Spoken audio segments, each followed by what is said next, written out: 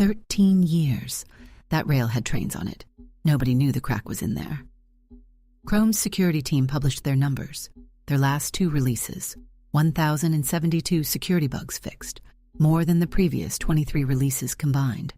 About 2 years of releases in 2. Here's what changed. They stopped walking the line. An agent reads the whole codebase. It found that 13-year-old flaw, a sandbox escape, under everything, the whole time.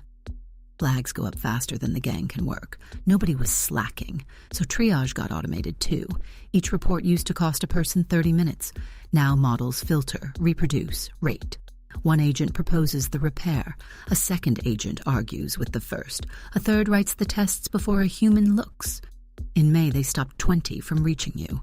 Here's the part the headline skips. More bugs found doesn't mean a worse browser. It means the inspection got better.